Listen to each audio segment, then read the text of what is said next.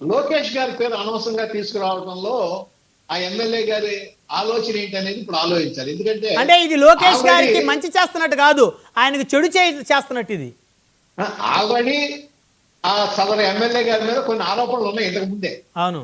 ఇది మొదటిసారి కాదు, ఇంతకు ముందే ఉన్నాయి. వాటిని కవర్ చేసుకుంటానికి ఈయన లాగారా? ఓకే. సరే, నాది కాదు అన్నారు అనుకోండి, ఫోరెన్సిక్ పంపిస్తానండి వెంటనే. ఫోరెన్సిక్ పంపిస్తే తెలిసిపోతుందిగా వాయిస్ కరెక్ట్ కాదు. అవును. ఆయన అప్రూవల్ తో పంపించమనండి, నేను నా ఈ వీడియోని ఫోరెన్సిక్ పంపించండి, వాయిస్ నాదో కాదు తేల్చండి, నాది కాకపోతే చర్యలు తీసుకోండి అని ఇమ్మనండి. అంతే కదా.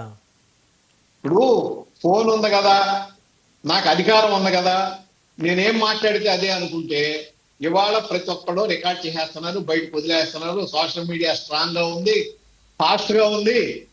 మీరు బద్నాం అయిపోవటం కూడా 5 నిమిషాలు పట్టదు. అవును. ఫోన్ లో ఉంది కదా, మనం ఏం మాట్లాడి